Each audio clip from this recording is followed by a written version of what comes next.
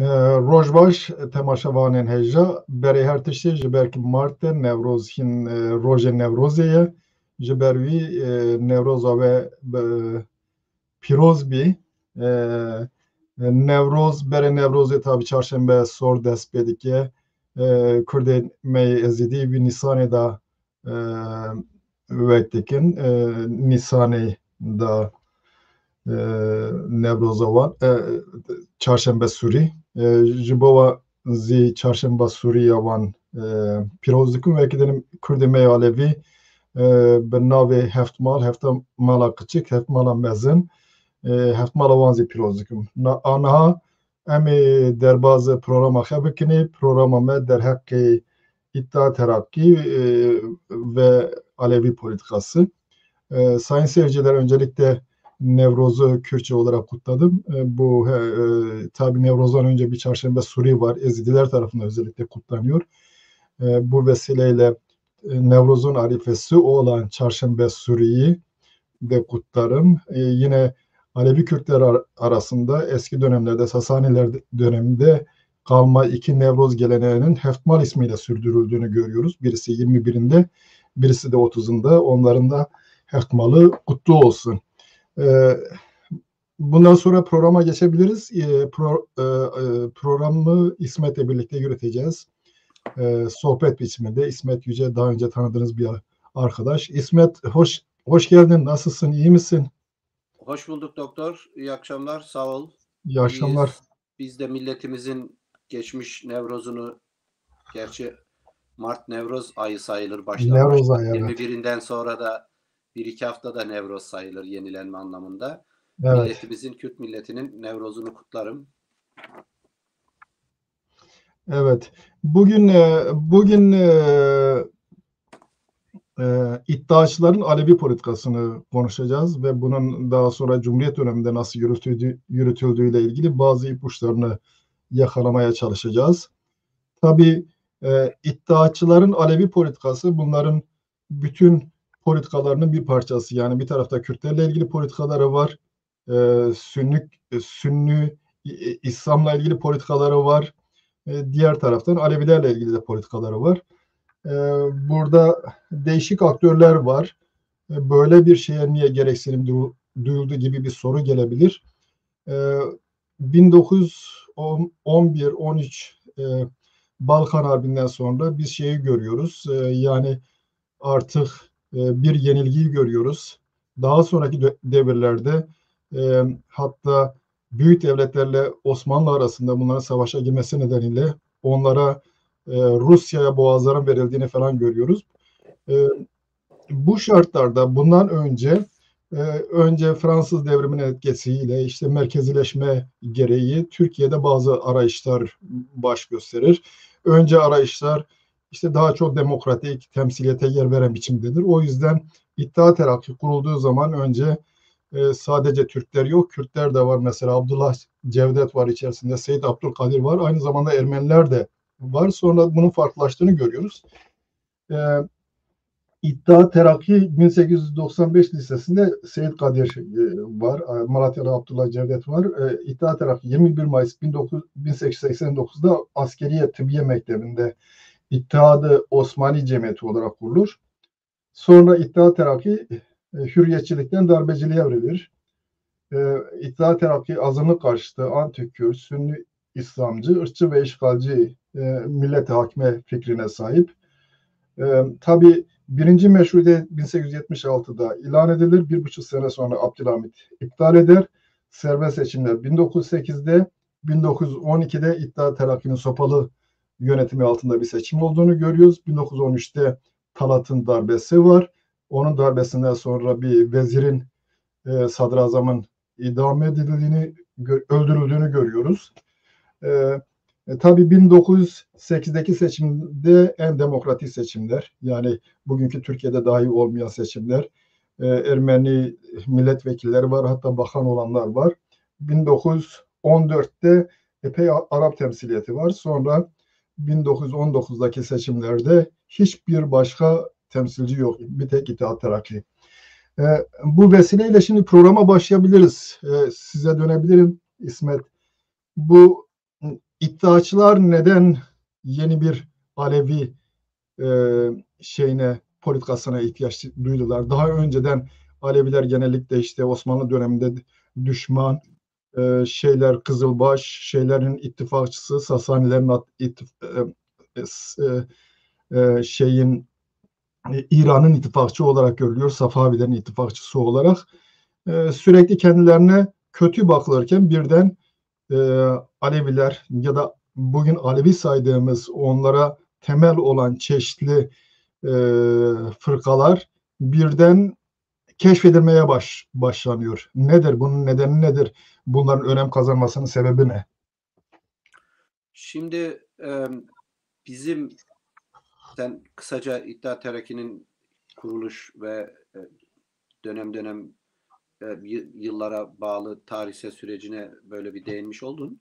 Bizim buradaki amacımız, ya bu programı yapmaktaki amacımız son 100 yıl, ya 180-100 yıl civarında bizim coğrafyada yaşayan, şu andaki Misaki Milli denilen Kuzey Kürdistan ve Türkiye'de yaşayan Alevilerin özellikle yani daha çok Kürt Alevilerin aslında hedeflenen, Evet, Osmanlı'nın son yıllarında kaybedeceklerini görünce içeriye çekilme, bir Anadolu'da Türkiye kurma, Türk kimlikli ya da tek dil, tek millet temelli bir sistem kurma arayışlarında İttihat Terakki'nin bu konuda yani özel bir program uygulamışlar.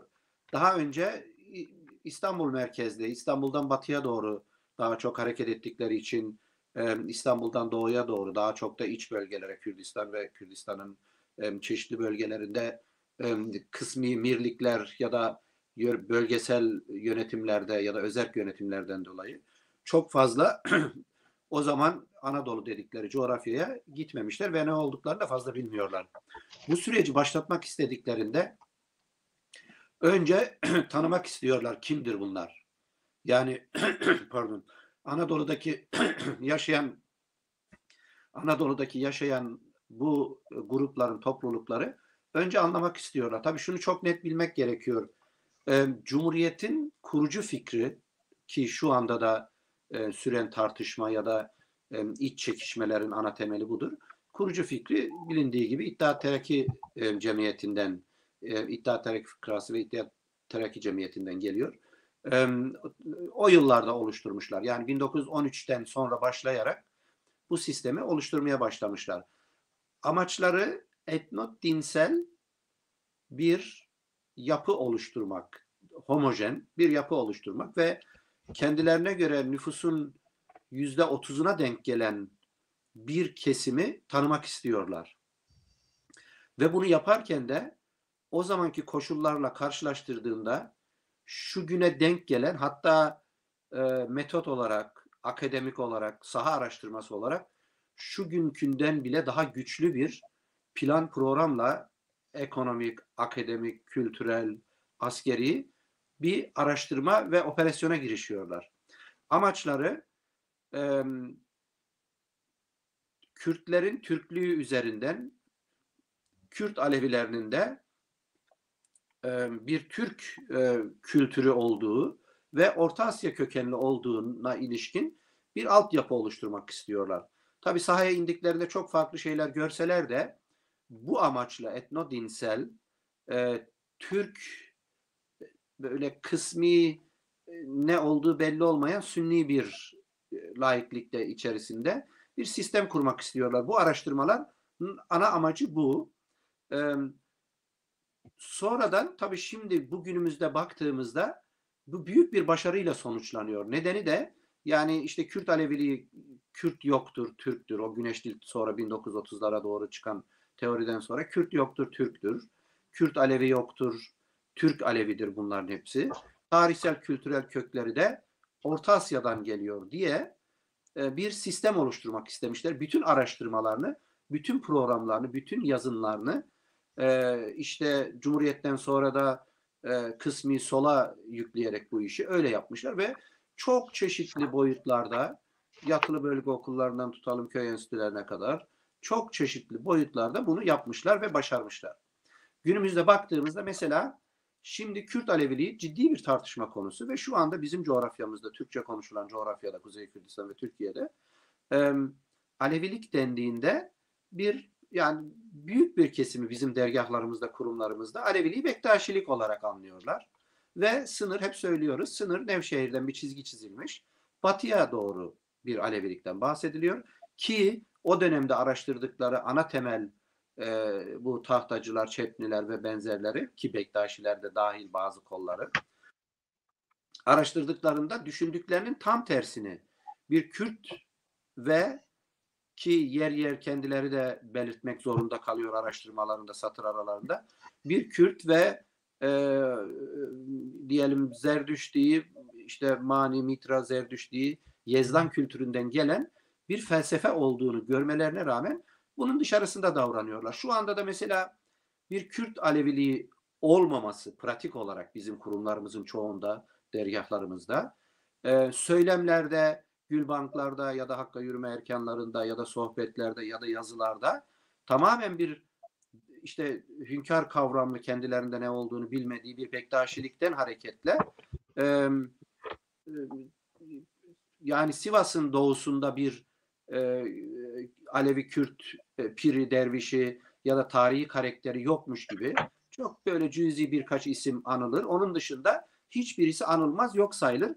Bu tamamen bir İttihat Terakki operasyonudur ilk yıllarda. 1913'te bilindiği gibi Ziya Gökalp'le başlayan, yani o teoriyle başlayan, etnodinsel bir yapı oluşturulmak ki amacıyla başlayan, Avrupa'dan da geri çekilmeleriyle ve bunun çok başarıldığını ve şu anda derinleşerek de sürdüğünü görüyoruz. Yani Sivas'tan öbür tarafa bir Alevi referansı verilmemesiyle, ki bütün kendisini en Kürdi'yi gören, Kürt Alevisi gören dergahta çalışanlar ya da temsilcilerde, yazanlarda bile olmadığı için biz bunları işte bazı araştırmacılarımız, Yalçın Çakmak'tır, işte Doktor Ali Kemal'in de son çıkardığı kitaptan hareketle, Faik Bulutlar falan, bunları dışarıda tutuyoruz tabii. Bu düşünceyi Mehmet Bayraktar'ı unutmamak lazım. Fakat Mama Baranlar var. Fakat genel olarak bu teori demek ki 100 yıl önce oluşturulan teori günümüzde büyük bir başarıyla sürüyor.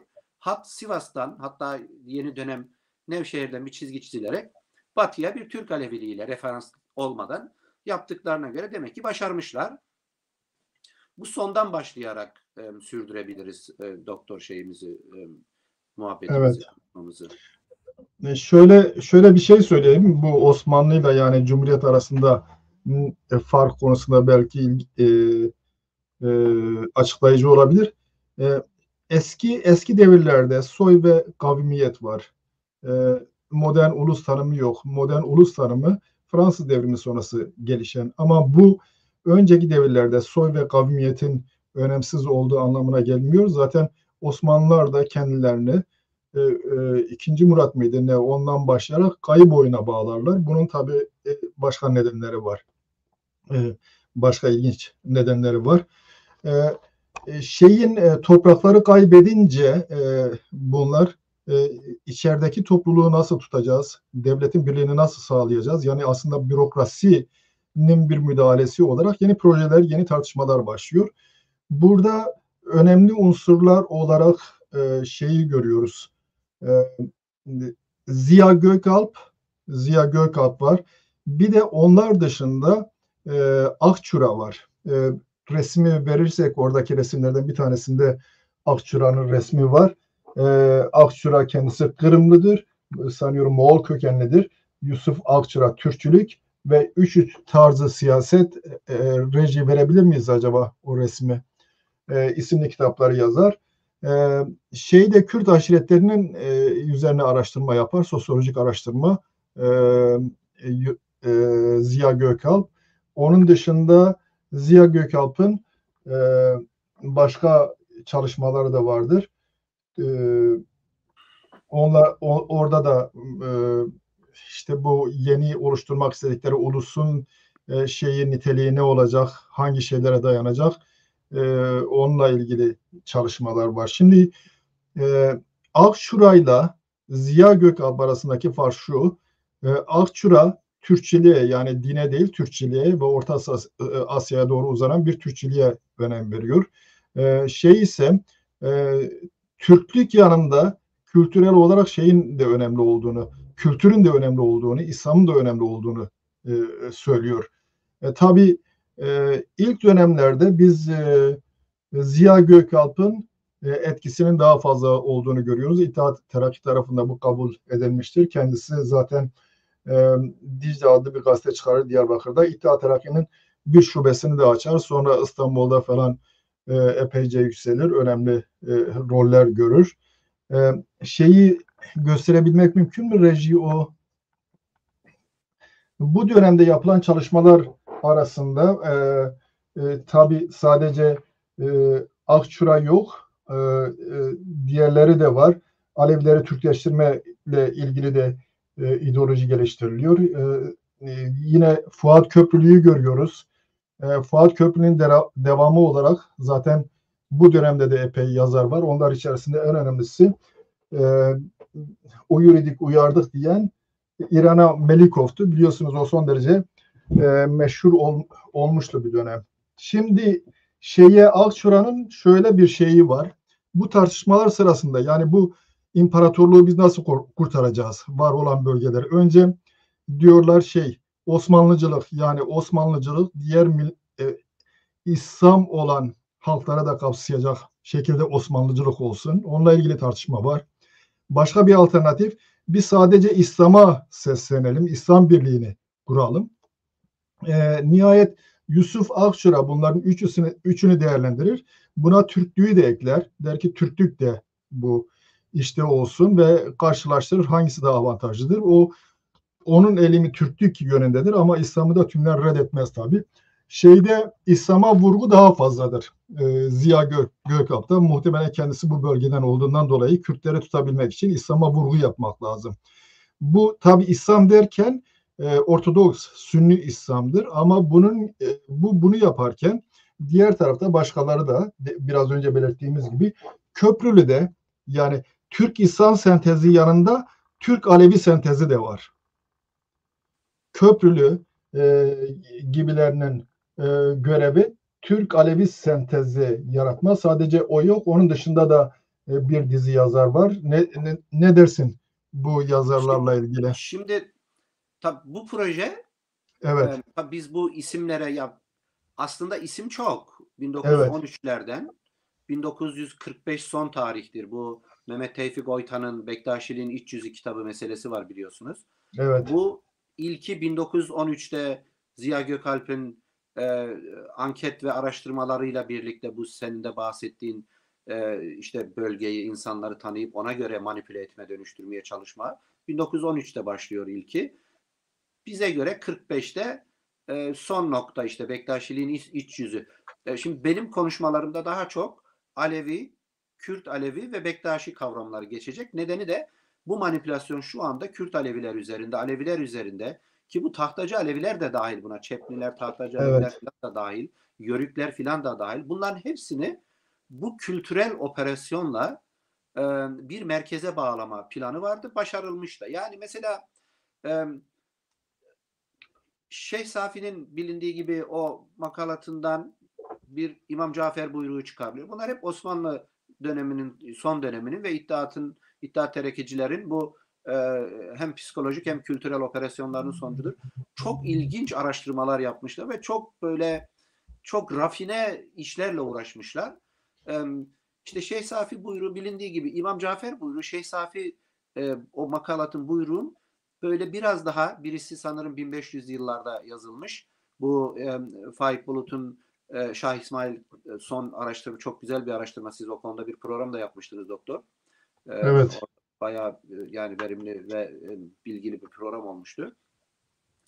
1500 yıllar İmam Cafer buyruğu Cumhuriyet'e denk gelen yani 1900'lere denk gelen yine böyle e, Kürt Alevilerinin Aleviliğin kendine özgü sistemini çok daha farklı bir kanada. Biz tabii Kürt milleti çoğunluğu muhafazakar bir millet olduğu için milletimizin bilindiği gibi inançlarını, düşünce sistemlerini biz karşımıza alan eleştiren bir durumumuz yok. Bir Kürt milletinin ciddi bir birlik ve geleceğe yürüme ihtiyacı ve planı program olduğu için onlar bundan bağımsız biz konuşuyoruz. Zaten bu Evet. programların kendisi de sistemin Kürtlerin bu birliğini, bütünlüğünü inançlarıyla, bölgesiyle, siyasasıyla yok etmek, dağıtmak için yapılmış. Biz bunu tersine çevirme planı. Neyse. Ondan sonra Hacı Bektaş'a doğru geliyor. Yani bize göre Şeyh Safi, İmam Cafer buyruğu ve Hacı Bektaş işte yine 1200 yıllara denk gelen Hacı Bektaş'ın o velayetname ve makalat kitapları ya Alevi süreklerinde referansı en zayıf olanı ve üzerinde de en çok oynanan Bektaşilik olduğu biliniyor. Mesela en ilginci bu yeni dönemde e, merkeze bağlı Alevi Bektaşi kültür kurumları oluşturuldu biliniyor ve bunların yeni bir Alevi Bektaşi ansiklopedisi hazırlığı varmış ya da bitmiş herhalde şu anda. Bu bütün o dönemlerde yani o bahsettiğimiz isimler kimdir? Fuat Köprülüler, Baha Saitler, Doktor Feriç işte Habil Adam denilen Naci. Bir de çok ilginçtir. Bu İttihat Terakicilerin ve bu manipülasyon operasyonlarını yapan, yazan, yazdıranların hepsi sahte isimler. Gerçek isimleri değil bunların çoğunun. Kürtler işte her zaman olduğu gibi herhalde kendisini öne atıyor. Ziya Gökalp, işte Prens Sebahattin, sen de bahsettiğin gibi Abdullah Cevdetler falan gerçek isimler ama bu devşirme, bu işleri yapan Yusuf Akçura olmak üzere Baha Said hepsi sahte isimler bunlar. Gerçek isimler değil hiçbirisinin. Amaçları ne yapmak istiyorlar? Demek ki buradan ortaya çıkıyor. Şimdi aynı şeyi yapmak istiyorlar. O dönemde yaptığı işin bir final noktası Alevi Bektaşi ansiklopedisi çıkarıyorlar. Büyük olasılıkla daha da merkeze bağlama, daha da sünnileştirme diyelim bir operasyonu. Ne yazık ki bizim dergahlarımız, kurumlarımız, temsilcilerimiz Nadir Sayın'ın çok güzel bir deyimiyle bir üst akıl bu işi yürüttüğü için herhalde diyor bizim gelirimizin ya da olanaklarımızın %1'i diyor da ben 1/1000 diyeyim. 1/1000'i Alevilerin ya da bizim bu Kürt Alevilerin kurumların, dergahların bu araştırmalara ayrılsa şu andaki bu manipülasyon operasyonlarına maruz kalmayacağız. Şu anda bütün kurumlarımızda hatta bizimkilerin büyük bir kısmının söylemlerinde kullandığımız dil, Gülbankların büyük bir kısmı, hareket tarzımız 1913'te başlayan bu operasyondan gelen kavramlardır. Bizim tarihsel hiçbirisi kullandığımız kavramların hiçbirisi bizim tarihsel Doktor Ali Kemal'in o kitabında çok ayrıntılı var bu konular. Daha önce de konuşmuştuk. Hiçbirisi bizim tarihsel bu Alevi felsefesinin ki bu operasyonlardan önce Alevi denilmiyor, Kızılbaş deniliyor ya da bölge bölge farklı isimler. Ama ana olarak Kızılbaş söyleniyor. 1913'teki bu operasyondan sonra Alevi kavramları kullanılmaya başlanıyor ve merkez olarak da Bektaşiliğe bağlamak ki şu anda da Türkçe konuşulan coğrafyada Alevilik tamamen oraya bağlanmış oluyor bu şeylerle birlikte.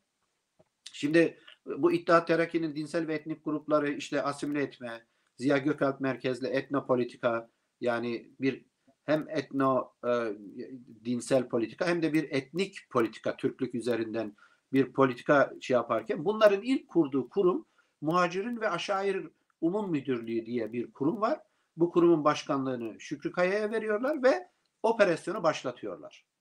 Yani bu tanımlama adında bir kültürel geri dönüşüm, bir kültürel manipülasyon.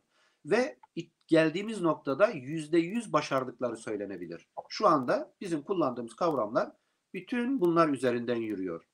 Bak ki neler yapmışlar. Bu işte Muhacirin ve Aşair'in Umum Müdürlüğü Baha Said'le Zekeriya Sertel'e ki Zekeriya Sertel bilinir Nazım Hikmet'le ismi çok geçer bunun. Nazım Hikmet'in akrabalarından hareketle. Bunun asıl yürütmeyi bu ikisine veriliyor. Zekeriya Sertel'le Baha Said'e veriliyor. Ki Baha Said'de bu gezerken çeşitli isimlerle daha çok işte Alevilerin Pir, Dede, Mürşit, Ocak kavramlarından hareketle farklı isimler kullanıyor ki sır dediği, Alevilikte sır, dışarıya açılmama, düşüncelerini, pratiklerini dışarıya vermeme şeylerini, politikalarını bildikleri için hareket tarzlarını öyle bir şey yürütüyorlar. Mehmet Tahir'e ahileri veriyorlar. İşte kimdir bunlar? Bölge bölge ayırıp isimleri merkezi işte diyelim her tür olanakları da vererek onların eline bunları yürütüyorlar. Türkmen Kürt aşiretleri işte kendilerine göre Türkmen dediği, bize göre de sen de bazı programlarda, yazılarda belirtiyorsun. Kürt olduklarını bildiğimiz, sonradan Türkmen denilen Kürt aşiretlerinde işte Habil Adem adı, kendisi bak 2-3 tane takma isim kullanıyor Arnavut kökenli. Habil Adam, asıl adı Naci İsmail Pelisler'dir. Bu ünlü kitabı da ismini söyleyeyim burada, bu anlattığı Kürtler Türktür kitabını anlattığı Kürtler Tarihi ve İçtimai Tetkikat kitabının adı. 1912'de yayınladığı Doktor Firiç adıyla yayınlıyor bunu. Evet. Habil onun ismi yani Doktor Firiç, Habil Adem, bir de Naci asıl ismi Naci İsmail Pelisler. Evet. Evet. Sahte bir Yani isim kullanıyorlar. şimdi bu üçlülerde bu iki isim öne çıkıyor. Tabii bunların asıl fikir babası Ziya Gökalp. Tabii İttihat Terakki'nin de fikir babası. Hatta Cumhuriyet'in de fikir babası. Bu Evet. işte laikliktir, şudur budur filan hikayelerinden dolayı. Onun da fikir babası Türklük, İslam'ı önemsemiyor. Bu grubun, yani üzerine konuşacağımız Fuat Köprülü, Yusuf Ziya Yörüken, işte Doktor Firiç, Baha Said, Abdülbaki Gölpınarlı, bunların hiçbirisi İslam'ı önemsemiyor. Hatta Türklüğü Arap kültüründen, İslam'dan nasıl kurtarırız da bir Orta Asya, bir şaman, ki ilk kez şaman kavramı da, oraya da geliriz sonra, bunlarla böyle sürüp gidiyor. Şimdi doktor, bu ana fikirden sonra biz diyorum bir Marcus Dressler'in bu teoriyi çok iyi anlattığı kitabı, Bunu göstereyim ben, evet. evet, sen kitabında da Evet, epey ben değerlendirmiştin yani yakın bunu. zamanda okumadım. O zamanlar okumuştum hepsini. Kitabında da epey değerlendirme vardı. Evet. Ben Türkçesini yeni okudum. İngilizcesini de almıştık sen söyledikten sonra, ama Türkçesini yeni okudum, bitirdim. Evet. Şimdi ben çok şaşırdım mesela. Bu isimlere ve operasyonlara geleceğiz. Zamanımız var biraz. Ben çok şaşırmıştım. Marcus Dressler'in kitabını okuduğumda, yani kitabın kapağında bile zaten bütün teoriyi anlatıyor. Nedir kitabın ismi? Türkçe'ye çevrilen İngilizce. Right in Religion, yani direkt olarak yaparsak, çeviri Dini yapacak yazma. olursa dini yazma. Aslında dini oluşturma. Evet. Dini oluşturma. Evet, Bilmiyorum doğru. Türkçe'ye nasıl Şöyle çevirmişler? çevirmişler Türkçe'ye doktor. Türk Aleviliğinin inşası. Evet. Türk Aleviliğinin Din inşası. Evet. Evet. Alt Evet. başlıkta oryantalizm, tarihçilik, milliyetçilik ve din yazımı. Evet. The Making of Turkish Alevi Islam yazıyor bak. Evet. Ve İngilizce baskısında Fuat Köprülü'nün resmini koyuyor. Onu da anlatıyor niye bu resmi koyduğunu. Diyor ki bütün bu iddiaçıların operasyonlarında alanda çalışmayan, teorik çalışan tek kişidir. Onun için kitapların önünde koydum diyor. Fakat Fuat Köprülü'nün ilginç bir özelliği var. Türk milli eğitiminin, Türk kültürünün oluşmasındaki temel isimdir. Yazılarıyla, araştırmalarıyla. Mesela Türkiye'de çok farklı teorileri var tabii bu Fuat Köprülü'nün, ona sonra gelelim. Marcus Dressler'in bu kitabının kapağına bile baktığında ne var kapağında? Atatürk, Hacı Bektaş, Hazreti Ali ve Türk bayrağı bir cemevinde çekilmiş. Türkçe'ye çevrilmiş kısmında. Türkçe'ye çevrilme kapağında. İngilizce kapağında gördüğün gibi böyle elleri koltuğun yanlarına keyifle uzanmış.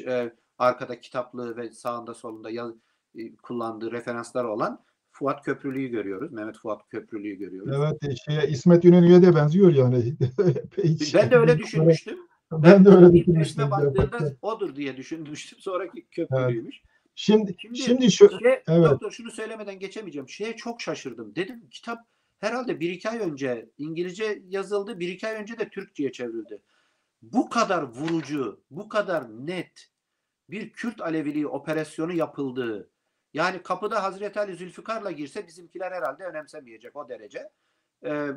Bu kadar net görülen bir şey, nasıl operasyonlar, manipülasyon devam ediyor? Hiçbir araştırmacımız ya da bir dergahımız, bir yöneticimiz, bak üzerimizde böyle manipülasyonlar varmış, buradan hareket etmeyelim, olayı farklı görelim demiyorlar diye çok şaşırmıştım. İngilizcesi 2013'te yazılmış, Türkçe'ye 2015'te çevrilmiş. Yani ona geleceğiz. Ona geleceğiz. İlginç olan Avrupa. 10 sene olmuş, hiçbir referans almamışız. Ne güzel. Evet. Ondan sonra da devlet şunu yaptı, devlet bunu yaptı, şunu yaptı, bu bunu yaptı. bizi şöyle yapıyorlar, bizi böyle yapıyorlar. Herhalde yaparlar. Sen işin içinde yoksun ki. Sen pratikle uğraşıyorsun. Teorik bir Evet. derinlikle uğraştığın yok ki. Evet doktor, devam ederiz. Evet. Buyur. Oraya ben geleceğim. Sadece muhtemelen şöyle bir şey okuyayım ben. Akçura üç tarzı siyasette diyor Bir ki şey Osmanlı söyle doktor, pardon. Keseyim de şunu söyle, yani onu teorik olarak bu üç tarzı siyaset bunun bütün çemberidir bu. Şu anda evet, konuşacağımız şeyin, yani Türklük, İslamlık, işte bilmem ne üç şeyin, Akçura'nın üç evet, tarzı siyaset, bu ırkçı Türk düşüncesinin bu konuşacağımız şeyin çemberi. Biz bunun içini konuşmuş olacak. Buyur. evet, evet. Üç tarzı siyasette şöyle Akçura şöyle diyor. Osmanlı Devleti bünyesindeki Türkler arasındaki bağların kuvvetlendirilmesi, Türk olmadığı halde bir dereceye kadar Türkleşmiş Osmanlı topluluklarının Türkleştirilmesi, Osmanlı Devleti bünyesindeki Türklükten etkilenmemiş, ulusal bilinçten yoksun toplulukların Türkleştirilmesi, Asya'nın ve Avrupa'nın doğusuna yayılmış olan Türklerin birleştirilmesi ve bilinçlendirilmesi. Yani bunda Turan düşüncesi var.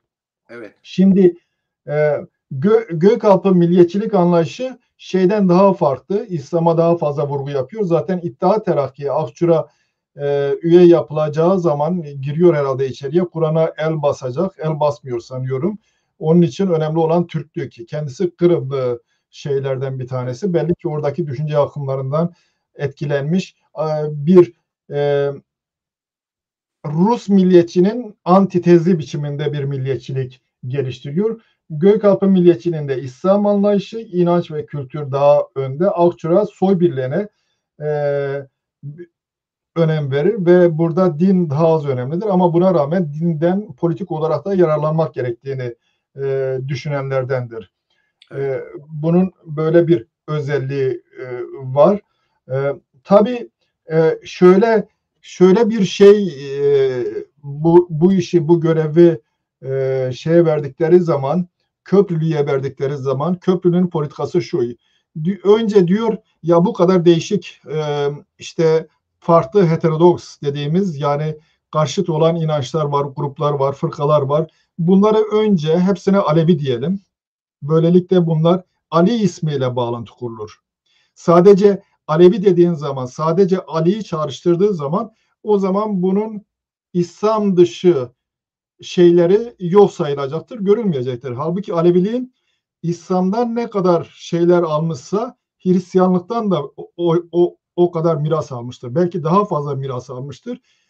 Alevilikteki Ali daha çok İsa'ya benzer. Bir bu. İkincisi ondan ötesi Mitra, Zerdüştçük, Mazdakçılık, manicilik, çeşitli tarihsel katmanların izleri var Alevilikte. Bunların hepsinin unutulması için Ali ismi içerisine hapsetmek lazım.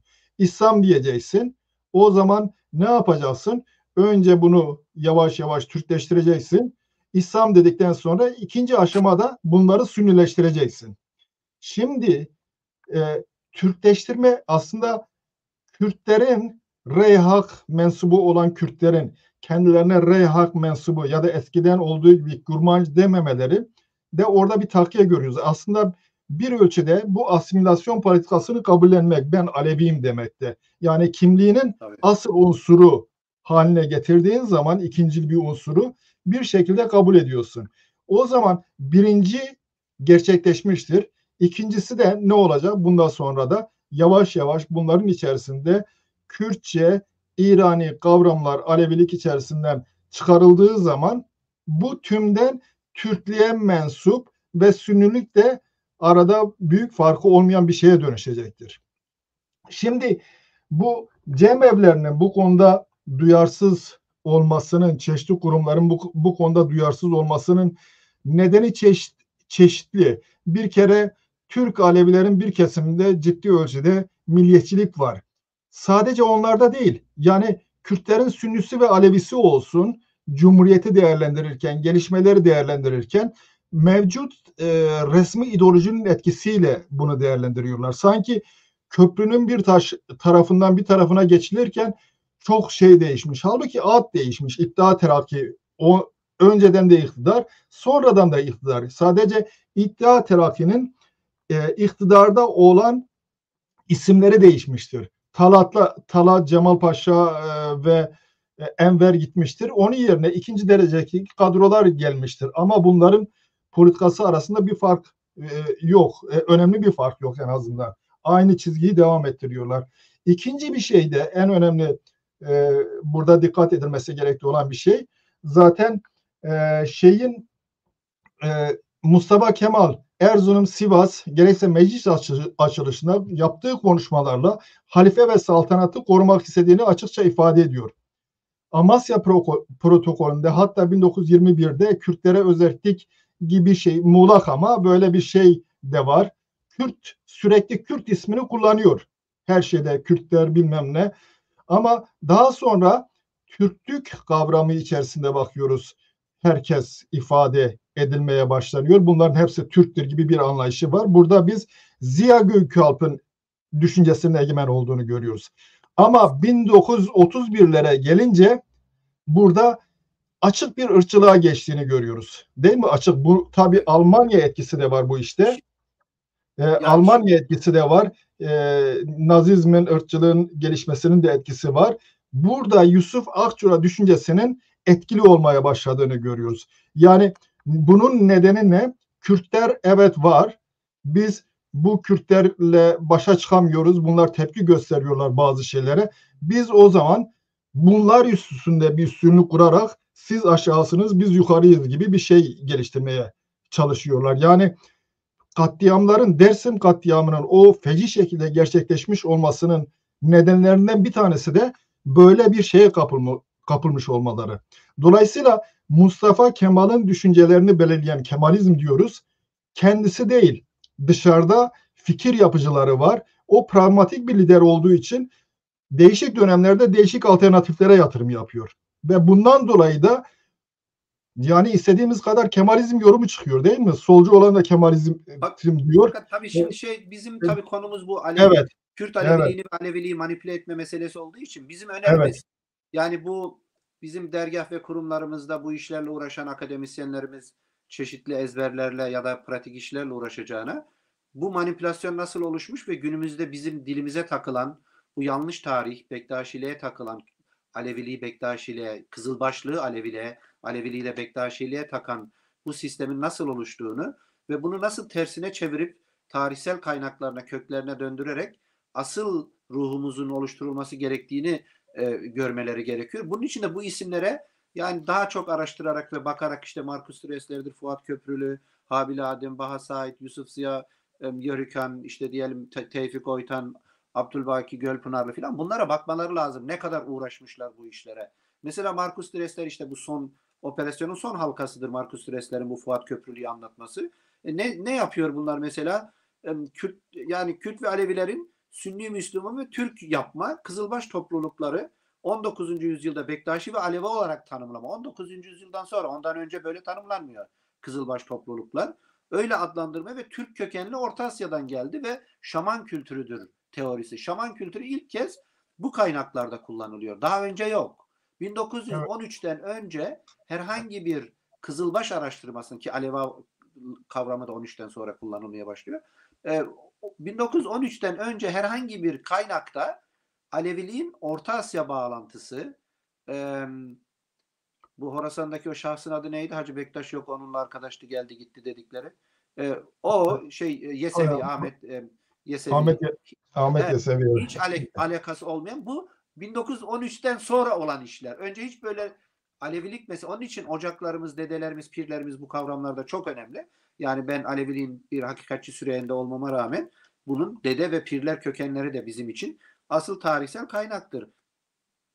1920'ler arası zaten bu milliyetçi Kemalist biraz önce anlattığın şey ulus inşası oluşturulmuş ve o zaman bu operasyonlar kısmen tamamlanmış. Nasıl? Mesela Mustafa Kemal senin dediğin gibi göya bunların hepsini demokratik bir kapsayıcılık, cumhuriyet ve benzerleri söylemesine rağmen günümüzde de ki gerçi biraz geriye doğru gidiyor bu ama Alevilerin çoğu sol manipülasyonla hepsi Kemalist ve merkezi devletçi Sünni İslam'dan daha çok olmasına rağmen 30 Kasım 1925'te Tekke Zaviyeler Kanunu ile ilk yaptıkları iş Hacı Bektaş dergahını kapatmaları oluyor.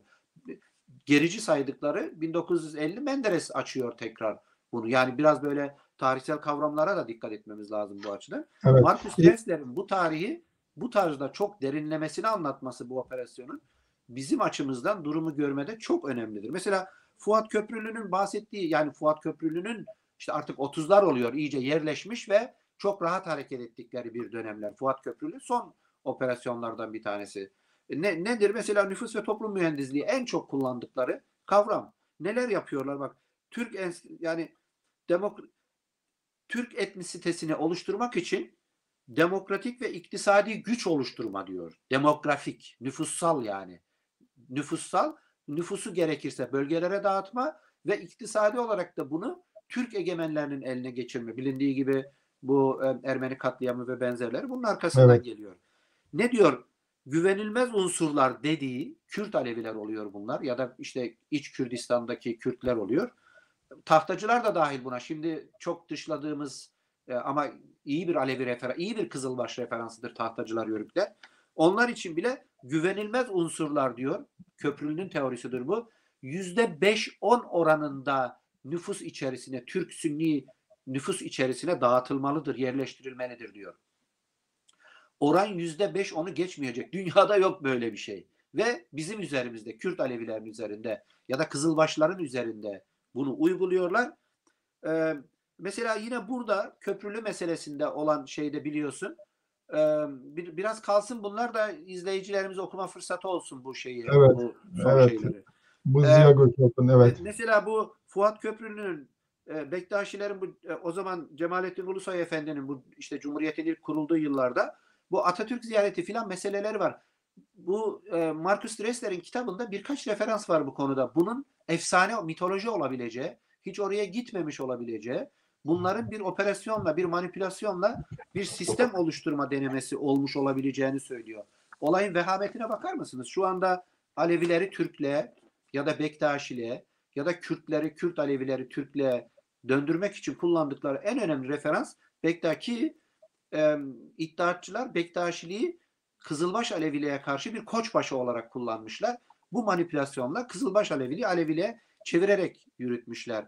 Yani Bektaşi Türk Alevilik vurgusu Kürt Alevilerin tepkisini çektiği için diyor Çelebi, işte Ahmet Cemalettin Efendi, Koçgiri ve Dersim yöresinde o zaman Cumhuriyete, işte diyelim o Kuvayi Milliye'ye güç elde etmek için gittiği, konuştuğu ya da elçi gönderdiği, ama Bektaşiliğin Türk Alevilik vurgusu güçlü olduğu için Koçgiri ve Dersim Alevilerinin, Kızılbaşların bunu ciddiye almadıkları referansları var bu tarihlerde.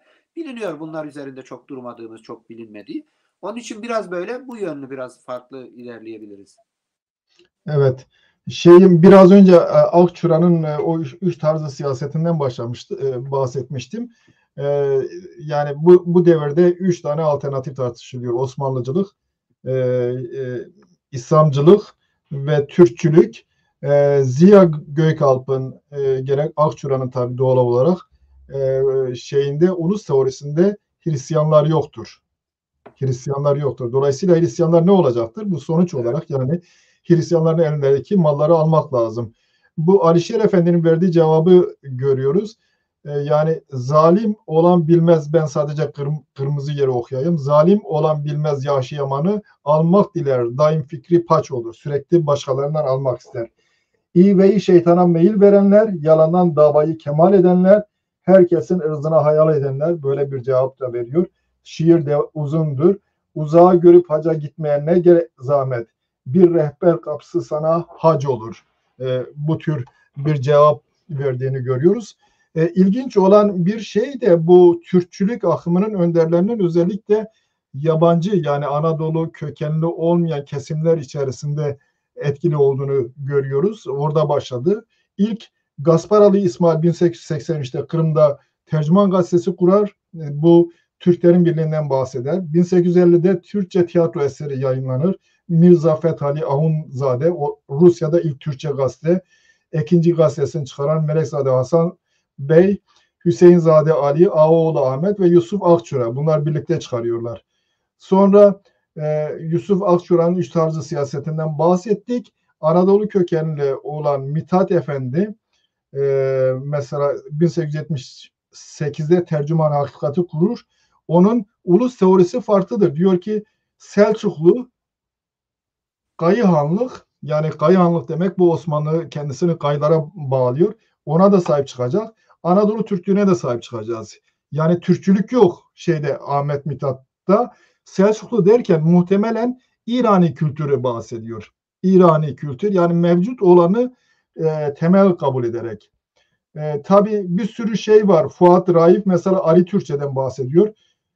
Gökalp diyor Ari Türkçeyi nasıl oluşturacağız? Yani bütün kelimeleri atarsa geriye ne kalır?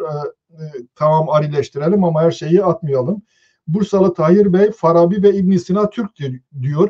Şimdi de o tür yalanları atıyorlar. Bu böyle devam ediyor. 1908'de işte örgütlenme özgürlüğü başlayınca bunlar örgütlenmeye başlarlar. Türk ocaklarını kurarlar. Türk Yurdu derneğini kurarlar. E, Türk derneğini işte kurarlar bir sürü. Zaten bu Türk ocakları yani CHP ile birlikte CHP'den daha etkilidir. Daha sonradan Türk ocaklarını sanıyorum kapatıyorlar. Yani CHP üzerinde de fazlaca etkili olan Halk evlerine dönüşüyor ondan sonra. bir şeyi var. Bir özelliği var. Dolayısıyla bir operasyon şeyler sadece Kürtlere yönelik değil, Alevilere de yönelik bir operasyon. Aleviliğin içini boşaltarak giderek Tabii. kendilerine uygun bir hale getirip onu zamanla Türkleştirmek. Tabii Orta Asya'ya bağladıkları zaman Orta Asya özellikle niye bunlar açısından o kadar rağbet görüyor?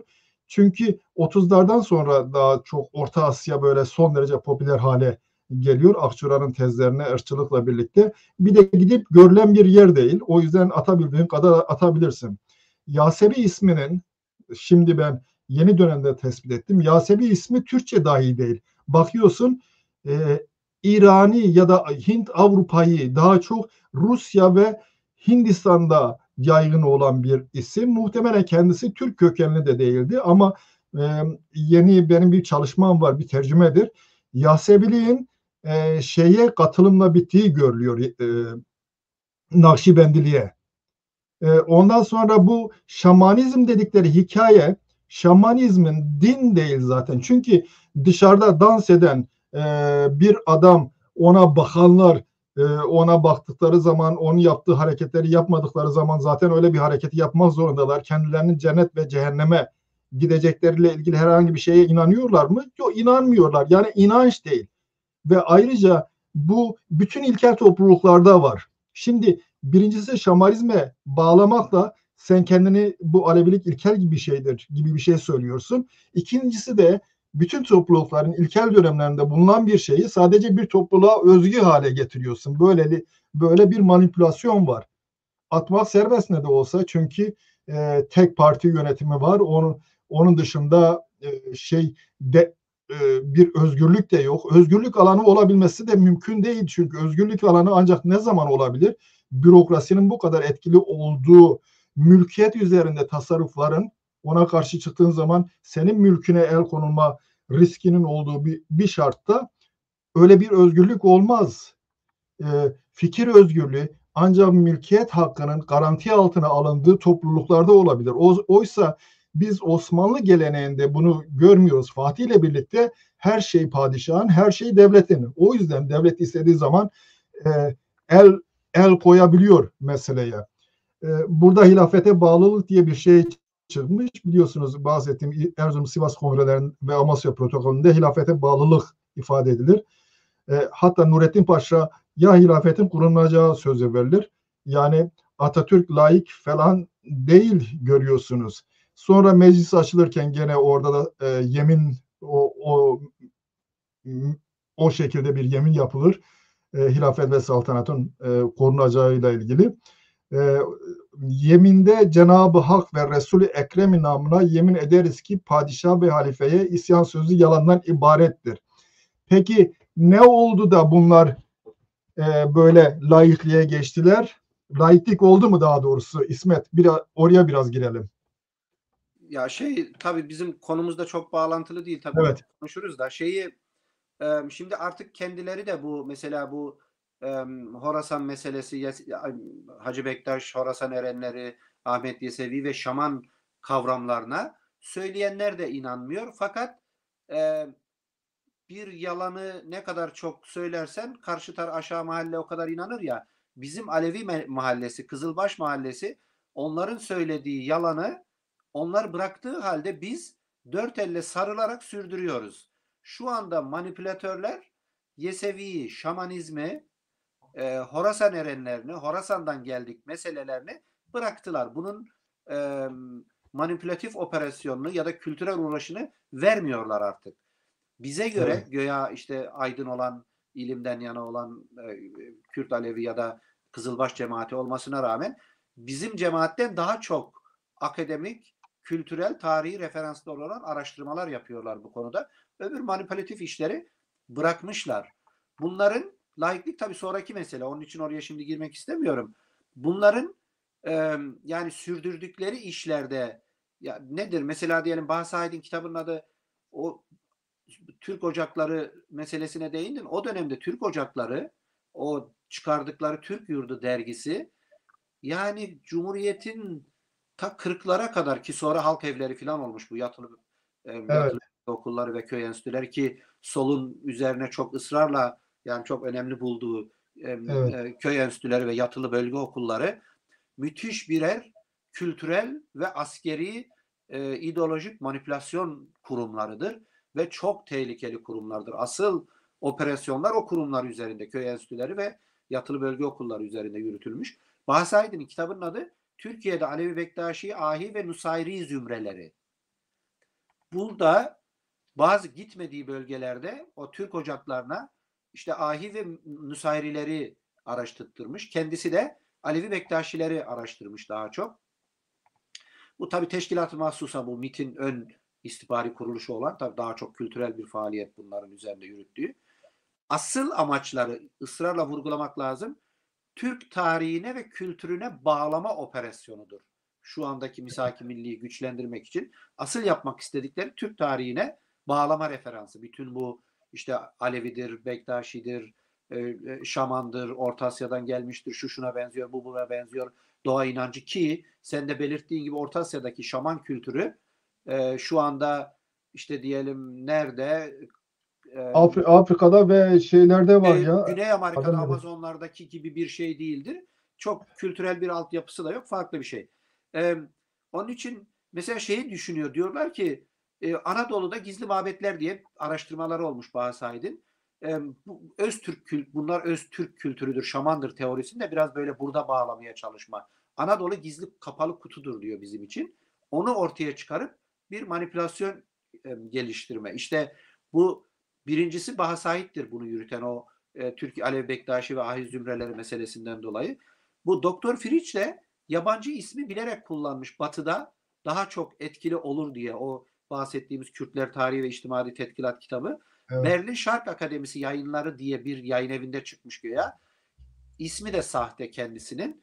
Yayın evinin adı da sahte. Orada yayınlanmamış. Türkiye'de yayınlanmış ama burada yayınlanmış gibi görülürse Batı'da Kürtler Türktür. İşte Kürt Aleviler ya da Aleviler de Orta Asya'dan gelme Türklerdir ya da şaman kültürüdür Zerdüştlükle işte bizim tarihsel kökleriyle Ezidilikle filan bağlantı kurmasın diye her ne kadar gittikleri alanlarda bu bağlantıları açık bir biçimde görseler de bunu reddederek öyle şey yapmışlar. Burada tarihi farklı da olsa yani ne diyelim yine 30'lara denk gelen bir şeyi Abdülbaki Gölpınarlı.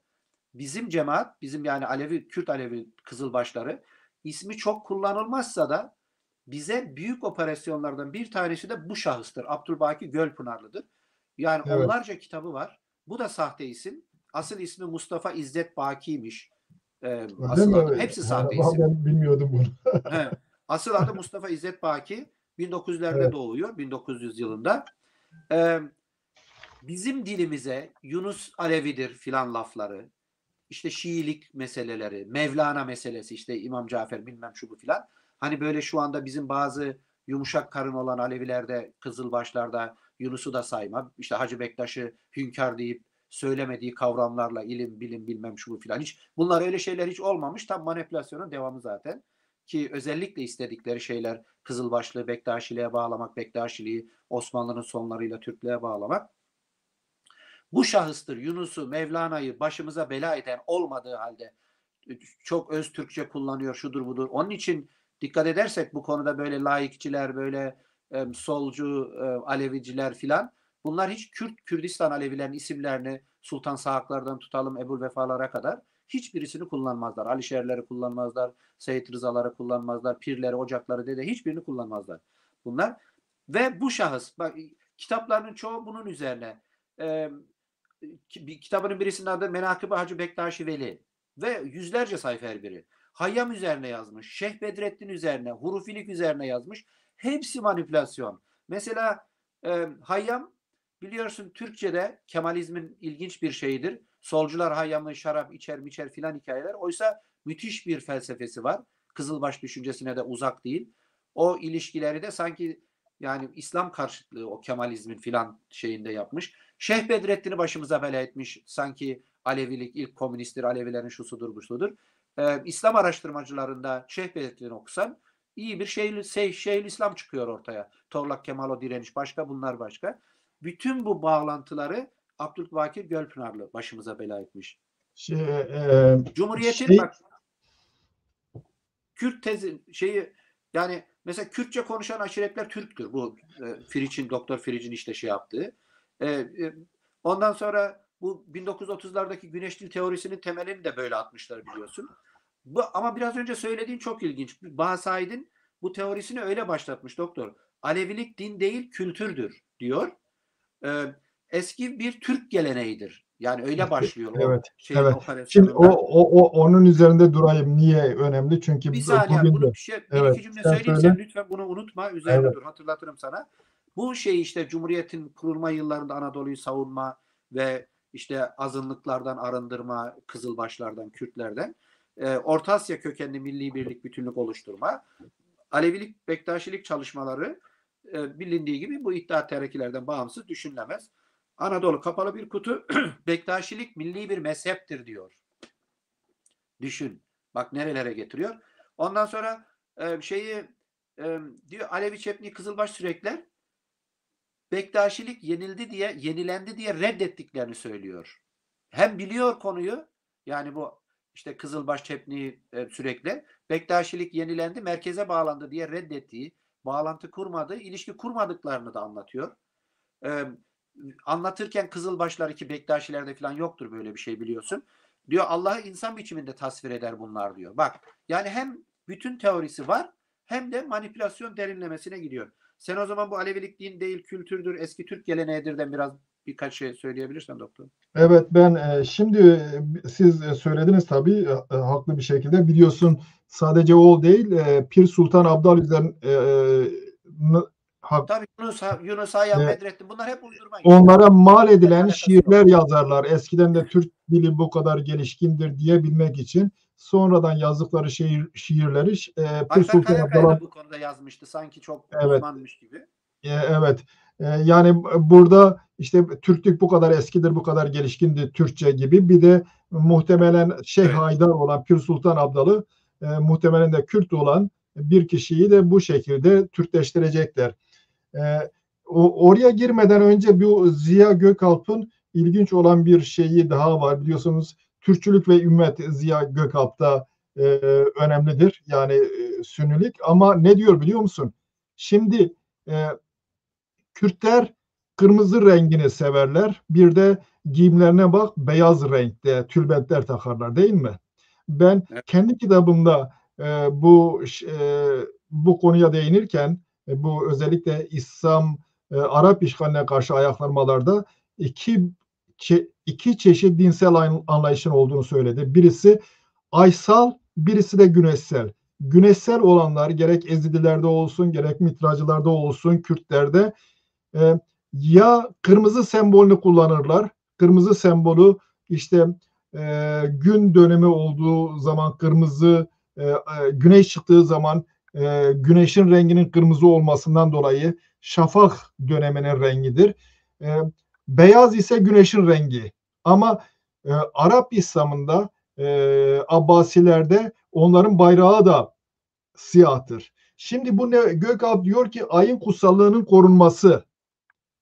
Yani bu yorumu, İslam'ın bu yorumuna güneşsel olan inançlara karşı ayın kutsallığının korunması, siyah rengin esas alınması gibi bir şey savunmuş oluyor dolayısıyla. Görüyorsun iş nereye varıyor?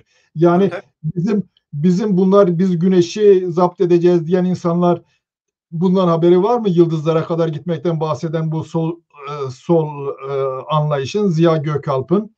E, Diğer taraftan şeye gelince iş ilginç bir şekilde e, Hacı Bektaş'a gelince Hacı Bektaş dergahıyla ilgili süreçler değişiktir biliyorsun. Nakşibendi şeyhini geçirirler Hacı Bektaş dergahının başına. Hacı Bektaş hakkında kendilerinin kabul ettiği önem Tekke Zaviye'den 25'te kapattıktan sonra evet. evet daha önceleri şeyde Aşı Paşazade onun için meczuptir. Bir de Hacı Bektaş zaten kendisi ehl-i hak inançlarının mensubu olarak görülüyor.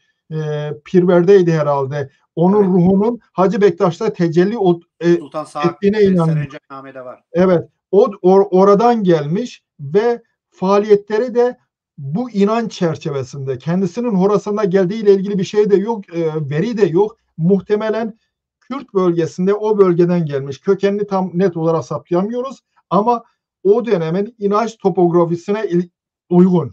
Şimdi orada şöyle bir gelişmeyi görüyoruz. Tam böyle Selçuklu işgali olmuş. Her tarafta kıtlık var, yağma var, felaket var. Ehl-i hak inançlarının örgütlenme içerisinde olduğunu görüyoruz ve çeşitli milletlerden, çeşitli dillere sahip toplulukların aynı Hristiyanlıkta Katolik kilisesinin örgütlenmesi gibi bir örgütlenme modeli içerisinde örgütlenme faaliyetini görüyoruz.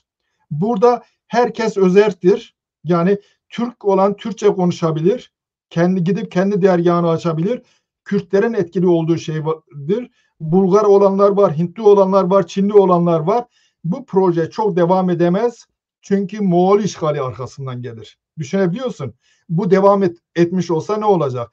Dolayısıyla başlardaki Hacı Bektaş bunların düşündüğü ya da takdim ettiği türden bir Hacı Bektaş değil. Ayrıca kendisi başka bir yola bağlıdır. Kürtlerin geleneksel inancına ya da bölgedeki geleneksel inançlara bağlı. Evet. Bir bu. İkincisi siz ne demiştiniz bir şeye değinmemi istediğiniz husus? Ha, şeyin Alevilik bu din değil, din kültürdür, eski Türk geleneği. kültür meselesi. Kültür Din değil, meselesi. kültürdür, eski Türk geleneğidir. Evet. Kültürdür meselesi niye? Şimdi biz soldan geliyoruz. Soldan gelenler şöyle işte o da Marx'ın bir sözünden hareketle din afyondur ama onun ötesinde başka bir sözleri de var. Hepsini aktarmadan afyon deyip de bunu dinin önemini küçümseme gibi bir anlayış olduğunu görüyoruz. Halbuki din topluluk oluşturma. Bizde cem yapıldığı zaman cıvat kireydayın. Topluluğu birbirine bağlama. Aynı şey religion şeyinde de var. Topluluğu birbirine bağlama amacının olduğunu orada da görüyoruz sözcük anlamında. Dolayısıyla topluluğu birbirine bağladığın zaman topluluğun bir politikası da olur. Geçen günler mesela işte bu cemevlerinin makbul bir şeyi olan aydını olan birisi konuştuğu zaman ne diyordu? Diyordu ki Tarihi yok. tarihçi falan da geçinir, sunum yapar. İşte güzel Yok, tarihi yok sayma. Tarihe gerek yok. Geleceğe konu. evet PowerPoint falan hazırlamıştı. İlginç olan bir şekilde şunu diyor. Diyor ki evet tarih önemsizdir. Yani güzel lafların arkasına şey yaparak biz ileriye bakmak zorundayız. Onu söylüyordu. Onun dışında e, başka söyledikleri sözler vardı. Yani bunu kabullenebilmek mümkün değil. Şimdi din değil dediğinde şöyle bir şey ortaya çıkıyor. Yani din o aynı zamanda politika. Değil mi? Kültür dediğinde politikayla yani fazla önemli değil. Halbuki din zaten hukuk anlamına geliyor. Sen yeni bir hukuk iddian var, hukuk önerin var. Tamam, din olduğu zaman bunun devletle kurumla ilişkilerini tartışabilirsin. Nasıl olacak? Ama zaten din olmaktan çıkardığın zaman politikayla ilişkisini de kesmiş oluyorsun bunun. Değil mi?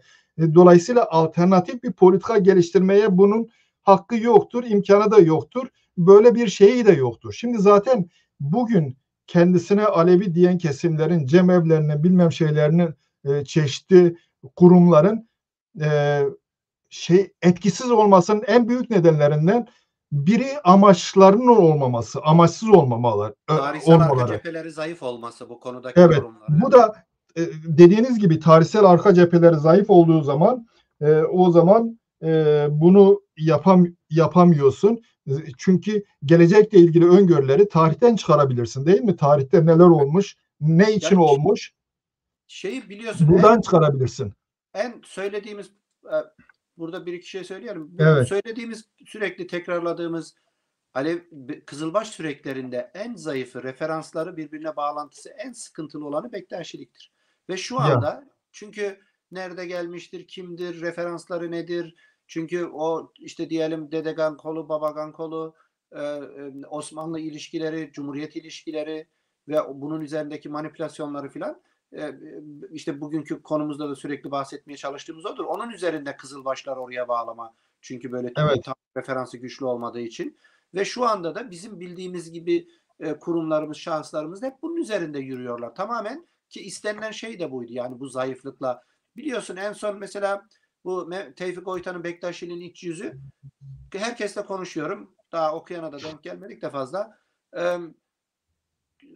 Şu andaki kullandığımız dil, kavramlar, hareket tarzımız bu İmam Cafer Buru'yla Şeyh Safi'nin makalatının biraz böyle karıştırılmış hali gibi ve tamamen o kullanılıyor şu anda. Bizim tabii Kürt Aleviliği ve asıl kökleri olan Kürdistan Aleviliği kullanılmadığı için Serencamname'den doğru gelen.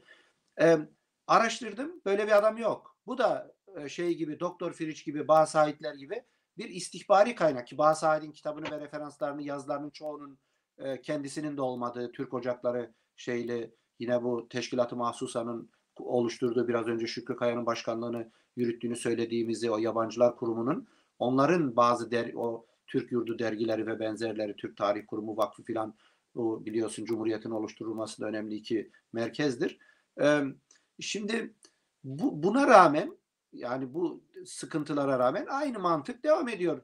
Araştırdık, Tevfik Oytan diye birisi yok. Bana sorarsan sahte bir isim. İstihbarat 1945'lerde yazmış. Eksik kaldı bu güneş dil teorisi filan. Dünya Türktür, herkes Müslümandır demeleri, Sünnidir. Aleviler de Türktür filan diye. O kitabı yazdırmışlar. Araştırdım, yazdım, birkaç yerde de belirttim. Daha bir karşı cevap gelmedi. Bir arkadaşı, akrabası, biri var, değildir, sen değil öyle diyorsun, istihbarat değildir, vardır böyle bir adam diye bir şey gelmedi daha şu ana kadar. Birkaç yazı da yazdık bu konuda. Ya böyle bir manipülasyonla uğraşıyoruz biz ve devam ediyor. Biz söyleyince de başka yerlere evet, alıp götürüyorlar. evet. Yani bu şeyi, evet, bir şey. Evet, bu tabii ben biraz önce unuttum. Şey çok önemli, din ve kültür meselesi. Düşün, aşiret toplumunda, Kürt aşiret toplumunda ocaklar var, ya da şeylik var, diğer yanında e, mirler var ya da aşiretin beyi var. Bunlar ikisi arasında belli bir denge var, belli bir güç bölüşümü var. Güç bölüşümünün olması demek biri kendi başına güçlü iktidar olamıyor kendi başına. Yani miri denetleyen bir kurum olarak dinsel bir kurumun olması miri kontrolünü, her işi yapmasını engelliyor. Dolayısıyla otokrasiye ve teokrasiye engel bir şey var.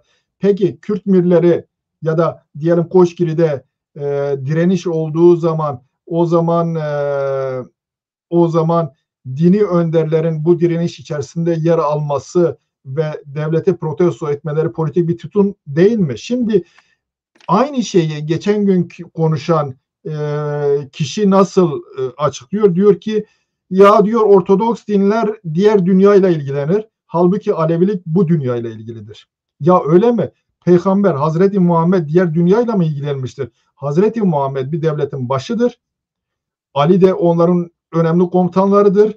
Diğerleri de bütün şeyleri politikacıdır değil mi? Bu dünyayla ilgileniyorlar. Gidip de ganimet, savaş olduğu zaman ya da Osmanlı halifeleri Yavuz falan sefere çıktığı zaman sadece diğer dünyayla mı ilgileniyor? Bu dünyayla. Dolayısıyla sen bunu bu şekilde takdim ettiğinde ne yapıyorsun? Sen Alevileri hayali bir şeyle uğraştırıyorsun değil mi? Hayali bir şey. Yani diğer tarafın neyle uğraştığını ortaya koymuyorsun. Hayali bir şeyle uğraştırıyorsun. Peki Manipülasyonun devamıdır peki bunlar. kendisi yazdığı şeyde ne diyor? Diyor ki Aleviler barışın, laikliğin, demokrasinin, cumhuriyetin savunucusudur. Değiliz. Hiç öyle bir görevimiz yok bizim. Ben neden bahsettim? Dedim ki politika, din de politikayla uğraşır, din dediğin zaman, ama açıkça alternatifini ortaya koyarsın. Kardeşim, ben laiklik dediğim zaman din üzerinde devletin herhangi bir baskısı olmasın, ben bunu istiyorum. Bu da falan bu şekildeki cumhuriyette olabilir ya da cumhuriyette ise krallık olursa kralın yetkilerini şu şekilde denetlemek lazım.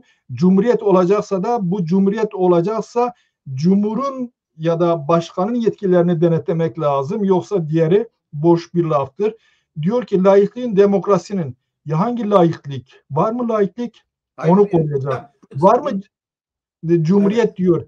Hangi cumhuriyet yani? O tür bir şey var mı? Yok. Yani o, Bunlar sahte sözde sol kavramlardır dilim Aleviliğe evet, yerleştirilmeye çalışılan. Konuşmamızın bir yerinde belirtmiştik. Bu Hacı Bektaş'la ilişkisine işte Cemalettin Çelebi Efendi'den dolayı o Atatürk ilişkisi olmadığı, mitoloji olduğu filan da söyleniyor. Bizim böyle bir görevimiz yok. Bu sahte sol, sözde sol kavramların, yok barışın, laikliğin, demokrasinin, cumhuriyetin neyiz? Temsilcisi miyiz? Öyle bir görevimiz yok bizim. Biz Aleviliğin temsilcisiyiz. Kızılbaş düşüncenin temsilcisiyiz. Bizim görevimiz onu anlayıp anlatmaya çalışma. İşte diyelim insani kamildir, rıza şehridir, Aleviliğin kendine ait işte doğayı, insanı koruma düşüncesidir. Kendine ait bir aurası vardır, ruhani aurası.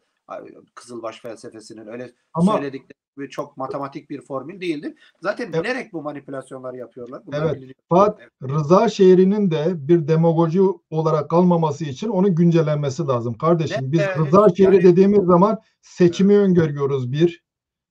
Değil mi? Biz yerinden yönetimleri gerekli görüyoruz.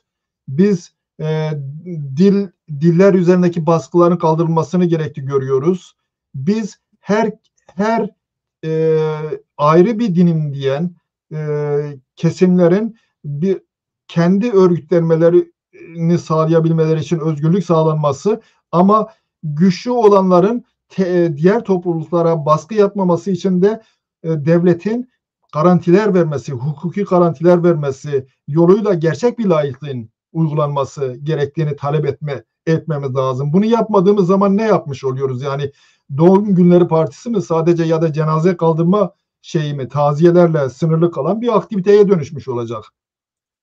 İşte yani sistemin Evet, devamı böyle sağlanıyor biliyorsun. Yani bu evet. o dönemlerde işte oluşturulduğu yıllarda bu Fuat Köprülü ekolünün asıl temsilcisi o ya, işte bazı sahiplerden şuradan buradan gelen.